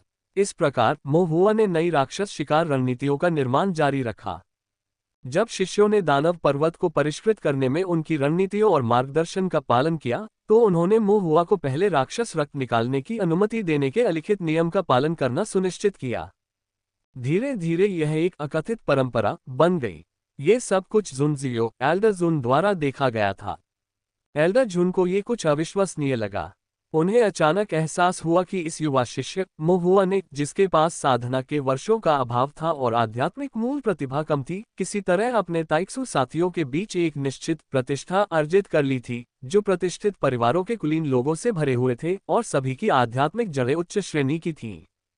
और यह प्रतिष्ठा अपने साथियों पर प्रभुत्व की नहीं थी, बल्कि ये समान लोगों के बीच सामंजस्यपूर्ण सौहार्द और पारस्परिक लाभ जैसा था। ये परिदृश्य ऐसा था जिसे एल्डर जून ने पहले कभी नहीं देखा था। एल्डर जून को तो ये थोड़ा असाधारण लगा। अल्पविराम। जैसे जैसे मोहुआ ने अधिक से अधिक राक्षस शिकार की रणनीतियां तैयार की, रिफाइनिंग डेमन माउंटेन के बाहरी पर्वत के निचले स्तर के राक्षस जानवर क्षेत्रों में ताइक्सु संप्रदाय के अनुयायियों का प्रभुत्व बढ़ गया। संप्रदाय के अनुयायी असंतुष्ट थे और कभी कभी परेशानी खड़ी करने की कोशिश करते थे, लेकिन यह मामूली झड़पों से अधिक कुछ नहीं था। इससे कभी कोई वास्तविक हंगामा नहीं हुआ। पहाड़ विशाल और फैले हुए थे, जिनमें उसके छोटे भाई रहते थे। मोहुआ कभी कभी राक्षसों का शिकार करता, उनका खून बहाता, पहाड़ियों में घूमता और काफी शांति से रहता। जब भी उनके पास समय होता, वे मास्टर गू के साथ आध्यात्मिक कलाकृतियों के अनुकूलन पर चर्चा करते। इस बार 10 दिन की छुट्टी के दौरान मास्टर गू ने मोहुआ से मिलने के लिए ताइजू शहर की एक विशेष यात्रा की। युवा मास्टर, आपने जिस कवच का उल्लेख किया था वह अंततः तैयार हो गया है। मास्टर गू ने मोहुआ को एक भंडारण बैग सौंपा। अंदर कवच के 2 सेट हैं, जिन्हें 10 बार से ज्यादा परिष्कृत किया गया है। अब वे संरचनाओं को समाहित कर सकते हैं और आध्यात्मिक कलाकृतियों के रूप में काम कर सकते हैं। साथ ही वे ओपन सोर्स हैं, दिव्य विचारों द्वारा नियंत्रित हैं, जो उन्हें निर्माण माध्यम और एक विशेष प्रकार के आध्यात्मिक कवच के बीच कहीं स्थित करता है। मोहुआ का चेहरा खुशी से चमक उठा। उन्होंने भंडारण बैग से कवच के 2 सेट निकाले और उनकी बारीकी से जांच की। सतह पर वे साधारण कवच प्रतीत होते थे, लेकिन आंतरिक संरचना में छिपी हुई जटिलताएं उजागर हुईं। जैसा कि मास्टर गू ने बताया, स्पष्ट रूप से इसे बहुत प्रयास से तैयार किया गया था। धन्यवाद मास्टर गू, मोहुआ ने उज्ज्वल मुस्कान के साथ कहा। युवा गुरु, इतना विनम्र होने की जरूरत नहीं है, मास्टर गू ने हंसते हुए जवाब दिया। दरअसल मुझे ही आपको धन्यवाद देना चाहिए, युवा गुरु। यदि युवा मास्टर के चतुर दिमाग और असाधारण निर्माण कौशल ने हमारी बहुत मदद नहीं की होती, तो बुशान रिफाइनिंग वर्कशॉप शायद अभी भी गरीबी में जी रही होती। मास्टर गू ने उत्सुकता से कहा, फिर गंभीरता से कहा, मुझे आश्चर्य है युवा स्वामी, आपके पास एकांत पर्वतीय नगरी में दोबारा आने का समय कब होगा? मैं आपका उचित स्वागत करना चाहता हूं और अपना आतिथ्य प्रदान करना चाहता हूं। मास्टर गू ने हंसते हुए कहा, हालांकि सोलिटरी माउंटेन सिटी गरीब है, लेकिन इसमें कुछ स्थानीय जंगली व्यंजन हैं जो काफी स्वादिष्ट हैं और अन्यत्र उपलब्ध नहीं हैं। मोहुआ की आंखें चमक उठी और उसने बार बार सिर हिलाया, जरूर जरूर। फिर वह थोड़ा पछतावे से बोला, लेकिन एल्डर मास्टर जून मुझे अभी इधर उधर घूमने नहीं दे रहे हैं। आगे जब समय मिलेगा तो जरूर आऊंगा। मास्टर गू बहुत खुश हुए और अपने हाथों को कप में भरते हुए बोले, तो फिर ये तय हो गया। बस गया। मास्टर गू को विदाई देने और संप्रदाय में वापस लौटने के बाद मोहुआ ने 5 तत्वों के मूल कवच पर प्रथम श्रेणी 13 पैटर्न 5 तत्वों की अंतिम संरचना अंकित करना शुरू कर दिया। काम खत्म करने के बाद मोहुआ इसका परीक्षण करने के लिए दाव कक्ष में गया। उनकी फायरबॉल तकनीक की शक्ति वास्तव में काफी बढ़ गई थी। हालांकि यह अनुमान लगाना कठिन था कि यह कितना होगा। इसके अलावा चून की फायरबॉल तकनीक को निम्न स्तरीय मंत्र माना जाता था, इसलिए इसके लिए बहुत कम आध्यात्मिक शक्ति की आवश्यकता होती थी। यहां तक कि वृद्धि के साथ भी इसकी प्रभावशीलता सीमित प्रतीत होती थी। मोहुआ ने अपनी निषिद्ध तकनीक मिनी उल्कापिंड कौशल का परीक्षण करने के बारे में सोचा, लेकिन उन्हें लगा कि यह बहुत खतरनाक हो सकता है। आखिरकार यह एक निषिद्ध तकनीक थी। 5 तत्वों के प्रवर्धन के साथ यदि आध्यात्मिक शक्ति नियंत्रण से बाहर हो गई और उसे नुकसान पहुंचाया, तो यह एक बड़ी समस्या पैदा कर देगा। भले ही उसने खुद को चोट न पहुंचाए हो, लेकिन दाव कक्ष की कठपुतलियों और संरचनाओं को नुकसान पहुंचाना आदर्श नहीं होगा। संप्रदाय में प्रवेश करने से पहले उसने एल्डर से वादा किया था कि वह कोई गड़बड़ नहीं करेगा, मंत्रों का दुरुपयोग नहीं करेगा या कठपुतलियों को नुकसान नहीं पहुंचाएगा। बेहतर होगा कि इसका परीक्षण चेंगमू और अन्य पर किया जाए। आखिरकार ये 5 तत्व मूल कवच शुरू में उनके उपयोग के लिए था, और चूंकि चेंगमो एक मजबूत रक्त क्यूई वाला शारीरिक साधक था, इसलिए भले ही आध्यात्मिक शक्ति उल्टी पड़ जाए या ताओवादी कौशल उसे घायल कर दे, 10 दिन या उससे अधिक समय तक आराम करने के बाद वह संभवतः पुनः जीवंत हो जाएगा। 5 तत्व स्रोत संरचना और 5 तत्व मूल कवच दोनों ही डिजाइन में अपेक्षाकृत स्थिर थे। यदि कुछ गलत भी हो जाए तो भी यह जीवन के लिए खतरा नहीं होगा। खासकर चेंग मो के लिए उसकी मोटी चमड़ी और मजबूत शरीर के कारण उसे ज्यादा तकलीफ नहीं होगी। वह एक आदर्श परीक्षण विषय होगा। मो हुआ ने चेंग मो और सीटू जियान को और बाकी लोगों को उत्सुकता से भरे चेहरे के साथ बुलाया और कहा, चलो रिफाइनिंग डायमंड माउंटेन चलते हैं। मैं तुम्हें कुछ दिखाता हूँ। चेंग मो हैरान था, यह क्या है? समय आने पर तुम्हें पता चल जाएगा, मो हुआ ने शरारती मुस्कान के साथ कहा, लेकिन इसे गुप्त रखा। चेंग मो पूरी तरह से अनजान लग रहा था, लेकिन अंदर ही अंदर उसे लग रहा था कि उसके छोटे भाई के इरादे शायद अच्छे नहीं होंगे। समूह रिफाइनिंग डायमंड माउंटेन पर पहुंचा। मो हुआ ने 5 तत्वों के मूल कवच के 2 सेट निकाले, एक पल के लिए सोचा, फिर एक चेंग मो को और दूसरा यांग कियानजुन को दे दिया। कवच आदर्श रूप से शरीर साधकों द्वारा पहना जाना चाहिए। चेंग मो ने कवच को पकड़ा, उसका निरीक्षण किया और उसके डिजाइन को अपरिचित पाते हुए पूछा, क्या हम एक नए प्रकार के राक्षस का शिकार कर रहे हैं? मो हुआ ने अपना सिर हिलाया, नहीं, अभी भी कैंगमू भेड़ियों का शिकार कर रहा हूं। कांगमू भेड़िए? यांग कियानजुन भी उलझन में था, लेकिन ये यीमू कवच तो नहीं है ना? इसके अलावा उन्होंने इस डिजाइन का कवच पहले कभी नहीं देखा था। ताओवादी सैनिक के रूप में पले बड़े यांग कियानजुन को कवच बनाने में कुछ विशेषज्ञता हासिल थी। ये कवच बाहर से तो साधारण था, लेकिन इसकी आंतरिक संरचना असाधारण रूप से जटिल थी, जो इससे पहले मिले किसी भी कवच से काफी अलग थी। यीमू कवच रक्षा के लिए है। ये कवच? मो हुआ ने ज्यादा जानकारी नहीं दी, बस इतना कहा, अगर यह कवच कारगर साबित हुआ तो कैंगमू भेड़िए का शिकार करते समय बचाव की कोई जरूरत नहीं होगी। लड़ाई एक ही राउंड में खत्म हो जाएगी। मो हुआ के शब्दों से समूह दंग रह गया। एक ही राउंड और लड़ाई खत्म? इस कवच का वास्तव में क्या उद्देश्य था? इस बीच जुन जियू ने देखा कि मो हुआ और उसके साथी हमेशा की तरह एक दूसरे से चिपके हुए कुछ फुसफुसा रहे थे।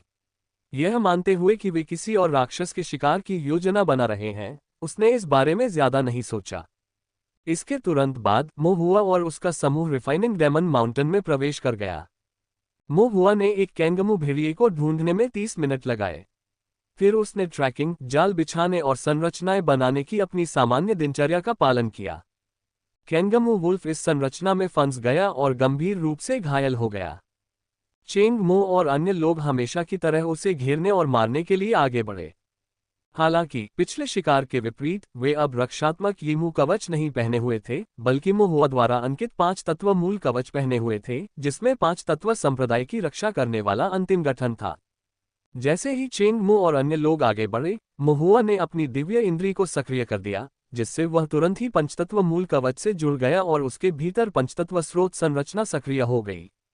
उनका दिव्य विचार पंचतत्व परम संरचना में प्रवाहित हुआ तथा संरचना पैटर्न और आध्यात्मिक शक्ति के साथ विलीन हो गया। 5 तत्वों के मूल कवच पर जटिल और अजीब संरचना पैटर्न चमक उठे। चेंग मो और यांग कियानजुन को हल्का सा एहसास हुआ कि उनके आसपास का माहौल बदल रहा है। आध्यात्मिक शक्ति हलचल मचाने के लिए तैयार लग रही थी, लेकिन अचानक सब कुछ रुक गया। कवच पर प्रकाश लुप्त हो गया और आध्यात्मिक शक्ति की अनियमित हलचल गायब हो गई। मो हुआ ने तेजी से चिल्लाकर कहा, रुको। चेंग मो, यांग कियानजुन और अन्य लोग जो उनके नेतृत्व में आधे रास्ते पर थे, भ्रम में मो हुआ की ओर देखने लगे। मो हुआ ने भौहें चढ़ाई और तुरंत कहा, पहले पीछे हटो। समूह हैरान था। मो हुआ ने कहा, कुछ बड़ा होने वाला है। उनके शब्दों से सभी के हृदय में ठंडक महसूस हुई और उन्होंने तुरंत अपनी दिव्य संवेदना प्रकट की, लेकिन वे कुछ भी महसूस नहीं कर सके। हालांकि मो हुआ का निर्णय स्पष्ट था। इस प्रकार उन्होंने गंभीर रूप से घायल कैंगमू वुल्फ को छोड़ दिया और पास के एक बड़े पेड़ पर चढ़ गए तथा आसपास के वातावरण को ध्यानपूर्वक देखने लगे। दरअसल कुछ ही क्षणों बाद राक्षस क्यूई अचानक और तीव्रता से बढ़ गया। एक विशालकाय सुअर के सिर वाला राक्षस झाड़ियों से बाहर निकला। उसकी आंखें गहरी लाल थीं, दांत भयावह थे, मुंह से बदबू आ रही थी। उसकी निगाहें उसके सामने घायल कैंगमू भेड़िए पर जमी हुई थीं। चेंग मो और अन्य लोगों के चेहरे के भाव बदल गए। मो हुआ ने भी अपनी भौहें थोड़ी सी सिकोड़ ली। एक द्वितीय श्रेणी का मध्य स्तर का जानवर। राक्षस जानवर समान क्षेत्र के साधकों की तुलना में काफी अधिक शक्तिशाली होते हैं। उनका रक्त क्यूई कई गुना अधिक सघन होता है। इसके अलावा रिफाइनिंग डायमंड माउंटेन के राक्षस जानवर अक्सर अपनी अनोखी रक्तरेखाओं और दुर्लभ प्रजातियों के कारण आमतौर पर बिग ब्लैक माउंटेन के राक्षसों से अधिक शक्तिशाली होते हैं। संप्रदाय के अनुयायी स्वाभाविक रूप से राक्षसों का शिकार करने में कुशल नहीं होते, इसलिए वे आमतौर पर अपने से निचले क्षेत्र में जानवरों का शिकार करने के लिए 5 लोगों की टीम बनाते हैं। उदाहरण के लिए मोहुआ के 5 फाउंडेशन स्थापना मध्य चरण साधकों के समूह ने कैंगमू भेड़िया, एक द्वितीय श्रेणी प्राथमिक रैंक जानवर का शिकार किया था। ये दृष्टिकोण स्थिर और सुरक्षित दोनों है।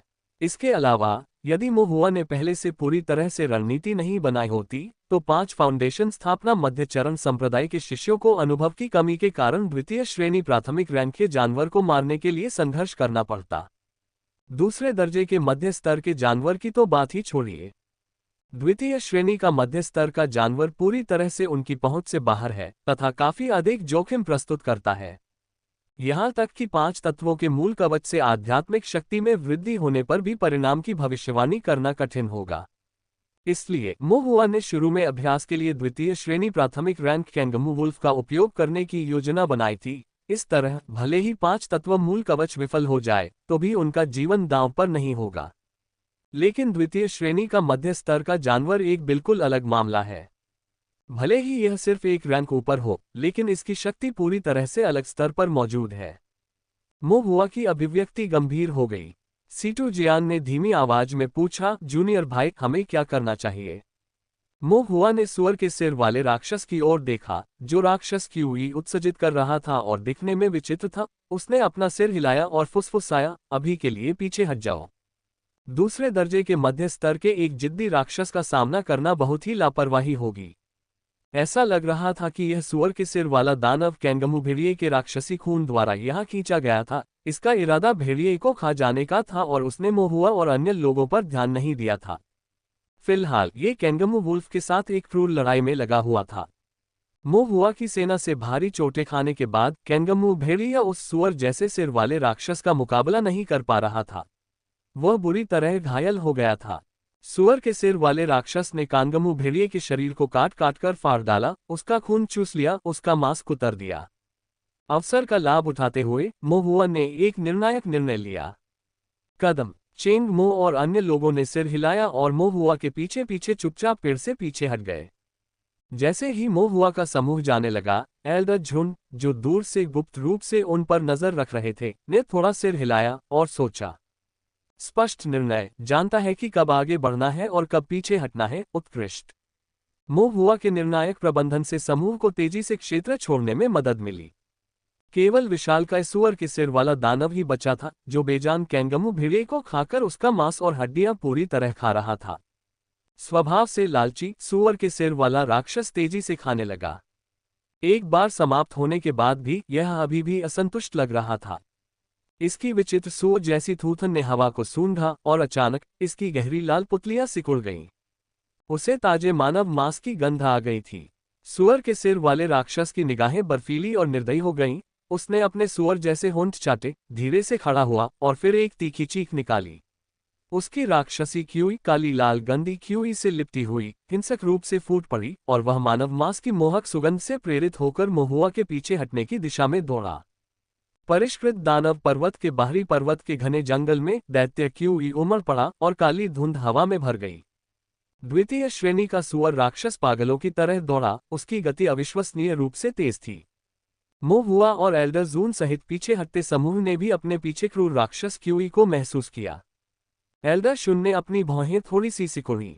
मोहुआ के दिल में ठंडक दौड़ गई और उसने गहरी आवाज में कहा, तेज भागो, वह सुअर हमारा पीछा कर रहा है।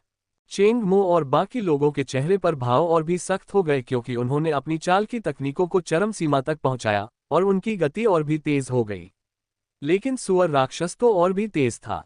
राक्षस जानवर की मजबूत आभा करीब और करीब आती गई। मोहुआ ने पीछे मुड़कर कई एरे प्लेट स्थापित किए तथा कुछ फॉर्मेशन झंडे गाड़कर एक ट्रैपिंग फॉर्मेशन बनाया ताकि सुअर राक्षस को रोका जा सके। सुअर राक्षस सीधे फॉर्मेशन पर हमला कर दिया। संरचना सक्रिय हो गई, जिससे एक सुनहरा प्रकाश पिंजरा बना जिसने सुअर राक्षस को बांध दिया। लेकिन सुअर राक्षस अविचलित होकर बलपूर्वक आगे बढ़ा। सुनहरी रोशनी उसके शरीर को चीरती हुई, चारों तरफ खून की धारा बह रही थी, लेकिन इससे उसे कोई नुकसान नहीं हुआ, बल्कि उसकी क्रूरता और भड़क उठी। उसकी लार और अधिक गंदी हो गई और उसकी आंखें और भी लालची हो गईं। मोहुआ भागता रहा और साथ ही सुअर राक्षस को रोकने तथा समूह की सुरक्षित वापसी सुनिश्चित करने के लिए विभिन्न तरीकों का प्रयोग करता रहा। हालांकि सुअर राक्षस लगातार करीब आता जा रहा था। हम अब और नहीं बच सकते। चेंग मो और अन्य लोगों के चेहरे के भाव थोड़े बदल गए और वे मोहुआ की ओर देखने लगे। मोहुआ की आंखें ठंडी हो गईं। यह मोटा सुअर मरना चाहता है। मोटी चमड़ी और जबरदस्त ताकत वाले इस तरह के राक्षस जानवर का शिकार करना हमेशा कई तरह की अनिश्चितताओं और उच्च जोखिम से भरा होता है। लापरवाही से कोई कदम उठाना उचित नहीं था। मोहुआ का इरादा इसे कुछ समय के लिए रोकने का था ताकि सभी लोग सुरक्षित बच सकें।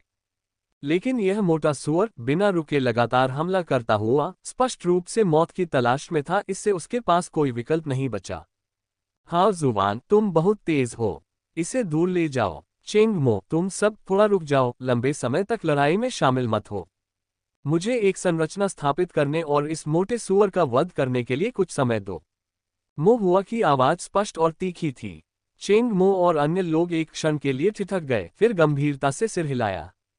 मोहुआ अपनी अदृश्यता तकनीक का उपयोग करते हुए जंगल में गायब हो गया। हाओ जुवान ने मोहुआ के निर्देशों का पालन किया और सुअर राक्षस को लुभाने के लिए दानव बदबूदार घास निकाली। उसी समय उसने अपनी पकड़ उलट दी और तलवार क्यूई को छोड़ दिया, जिससे सुअर राक्षस के माथे पर प्रहार हुआ और उसका क्रोध भड़क उठा। सुअर राक्षस क्रोध में दहाड़ा और हाओ जुवान पर हमला किया। चेंग मो और अन्य लोगों ने कुछ समय के लिए इसे रोका, हमला किया और पीछे हट गए, अपनी जान जोखिम में डाले बिना इसे रोके रखा। दूर से एल्डर जून, जो उन्हें बचाने के लिए तलवार क्यूई के साथ हस्तक्षेप करने के लिए तैयार थे, ये दृश्य देखकर हिचकिचाए। ये बच्चे, क्या वे इस सुअर राक्षस को मारने की योजना बना रहे हैं? वे इसे कैसे मारेंगे? एल्डर जून ने थोड़ा सा भौहें चढ़ाईं। इसे मारना असंभव लगता है। एक क्षण तक विचार करने के बाद उसने चुपचाप अपनी उंगलियां वापस ले ली, तलवार क्यू को तितर-बितर कर दिया और फिलहाल स्थिति का निरीक्षण करने का निर्णय लिया। जीवन और मृत्यु का खतरा भी प्रशिक्षण का एक रूप था।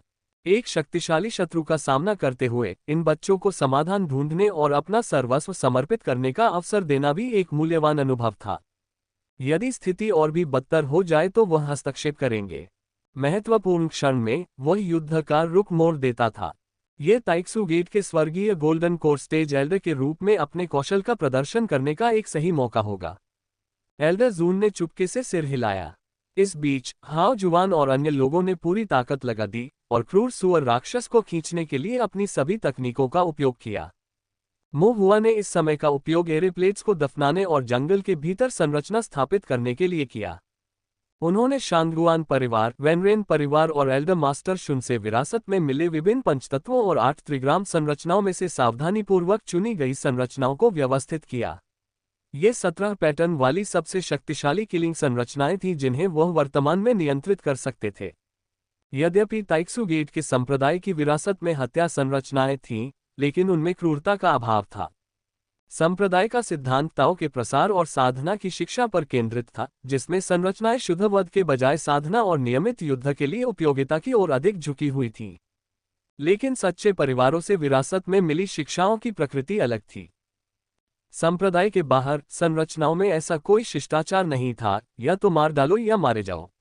मरे हुए दुश्मन ही सबसे अच्छे होते थे। और निर्माण तकनीकों की परंपराएं जटिल थीं, जो अनगिनत स्कूलों और विविधताओं में आती थीं। वास्तव में एक संरचना में पैटर्न की संख्या निश्चित नहीं थी। उदाहरण के लिए क्यूई शोधन चरण के दौरान पिघलने वाली अग्नि संरचना 6 संरचना पैटर्न के साथ एक गैर श्रेणीबद्ध संस्करण के साथ साथ 9 पैटर्न के साथ एक वास्तविक प्रथम श्रेणी संस्करण में मौजूद थी। द्वितीय श्रेणी के हत्या संरचनाओं के भी विभिन्न पैटर्न गणनाओं के साथ विभिन्न संस्करण थे। उदाहरण के लिए पृथ्वी अग्नि संरचना 13 पैटर्न, 16 पैटर्न और उच्च ग्रेड संस्करणों में 17 से 19 पैटर्न तक आती है। दिशा फॉर्मेशन भी इसी तरह विविध था। अलग अलग पैटर्न गणनाओं वाली ऐसी संरचनाएं अनेक पारिवारिक विरासतों में बिखरी हुई थीं। 5 तत्वों और 8 त्रिग्राम निर्माण विधियों में निपुण मोहुआ ने कई परिवारों की तकनीकों की शक्तियों को संयोजित किया तथा उनके सार से सबसे घातक 17 पैटर्न वाले मारक संरचनाओं का चयन किया। इनमें से एक वेनरेन परिवार की उच्च स्तरीय द्वितीय श्रेणी 17 पैटर्न वाली पृथ्वी अग्नि संरचना थी। दूसरा उच्च स्तरीय द्वितीय श्रेणी 17 पैटर्न वाला दिशा फॉर्मेशन था, जिसे एल्डर मास्टर झुन के निजी संग्रह से प्राप्त किया गया था। और तीसरा उच्च स्तरीय द्वितीय श्रेणी 17 पैटर्न वाला शांगुआन स्वर्ण तलवार गठन था, जो स्पष्ट रूप से शांगुआन परिवार से लिया गया था। ये तीनों संरचनाएं शुद्ध परिष्कृत हत्या संरचनाएं थीं।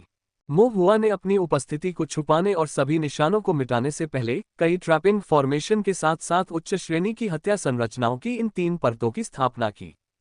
तैयारियां पूरी होने पर मो हुआ ने सीटी बजाए। जंगल में मधुर सीटी की आवाज गूंज उठी। हाओ जुवान के नेतृत्व में संघर्षरत समूह ने सीटी की आवाज सुनकर राहत की सांस ली। वे तुरंत सुअर राक्षस को मो हुआ की ओर फुसलाने के लिए मुड़े। अपने शिकार द्वारा खेले जाने और गोल गोल घुमाए जाने के कारण सुअर राक्षस क्रोधित हो गया, उसकी आंखें रक्त लाल हो गईं और क्रोध से उसका आभामंडल अस्त व्यस्त हो गया। इसका इरादा अपने शिकार को जीवित हड्डियों सहित खा जाने का था। सुअर राक्षस और भी तेजी से आगे बढ़ा। पेड़ झुक गए और टूट गए, राक्षस हवाएं गरजने लगी। इस प्रकार अपनी जंगली बर्बर आभा के साथ शक्तिशाली सुअर राक्षस सीधे मो हुआ की सावधानीपूर्वक तैयार की गई संरचनाओं पर टूट पड़ा। तितर बितर हो जाओ, मो हुआ ने आदेश दिया।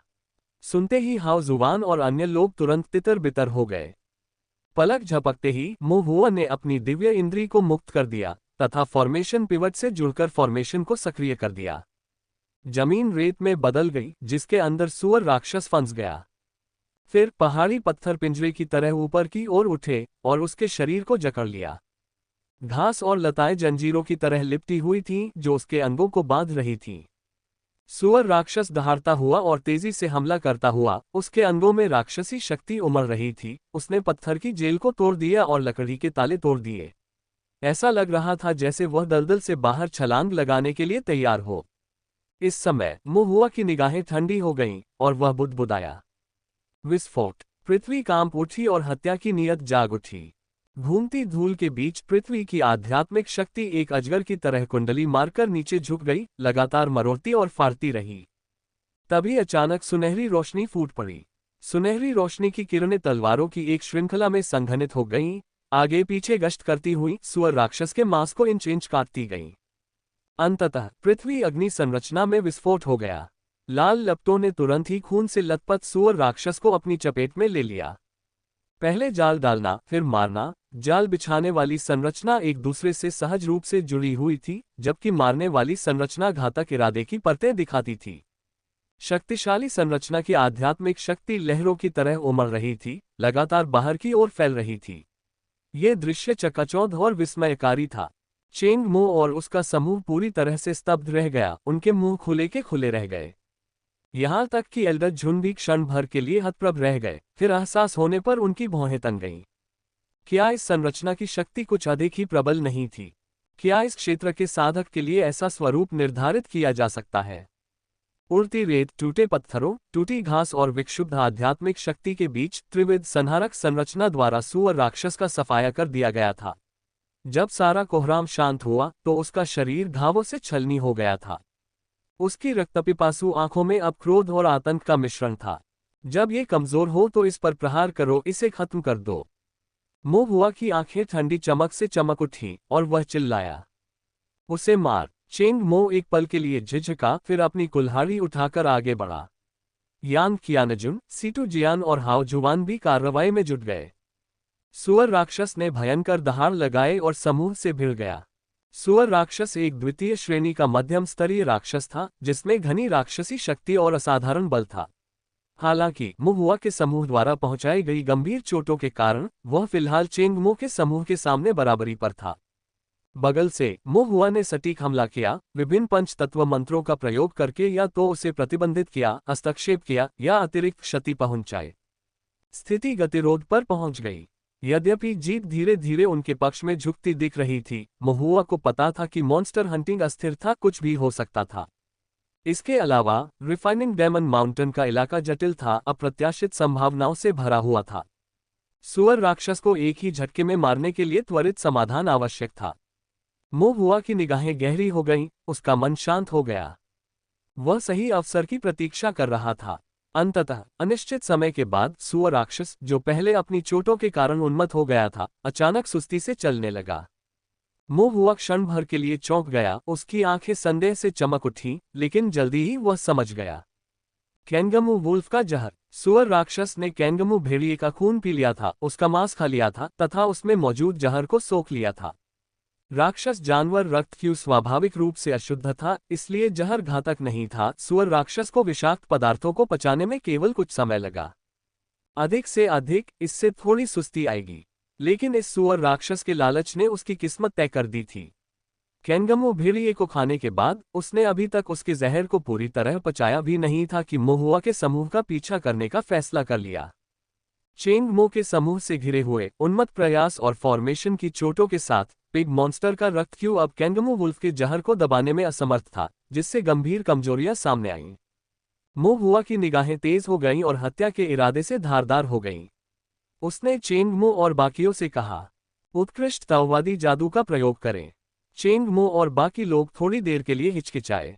यद्यपि सुअर राक्षस वास्तव में गंभीर रूप से घायल हो गया था, फिर भी उसका शेष रक्त क्यूई अभी भी शक्तिशाली था।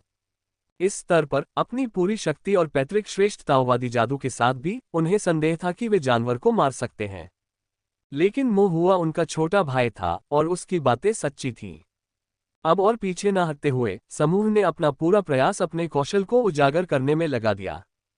चेंग मो जोर से दहाड़ा, उसकी आंखें चौड़ी हो गईं और खून उमड़ रहा था। उसकी उभरी हुई मांसपेशियां गहरी कांस्य जैसी चमक ले रही थीं। उसकी आभा पहाड़ों को चीरने में सक्षम एक विशाल कुल्हाड़ी में बदल गई।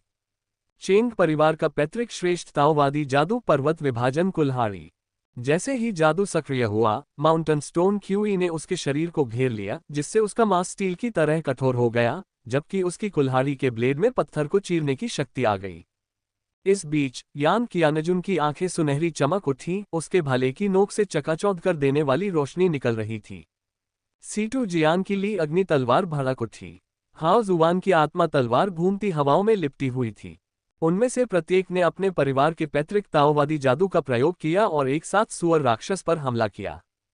लेकिन सुअर राक्षस अब कैंगमू भेड़िए के जहर से धीमा हो गया था और बच निकलने में असमर्थ हो गया। हालांकि छाया से देखते हुए एल्डर जून ने चुपचाप अपना सिर हिलाया। ये पर्याप्त नहीं होगा। यद्यपि श्रेष्ठ ताओवादी जादू निस्संदेह शक्तिशाली था, ये शिष्य केवल आधार स्थापना के मध्य चरण में थे। वे ऐसी उन्नत तकनीकों की क्षमता को पूरी तरह से उपयोग में नहीं ला सके।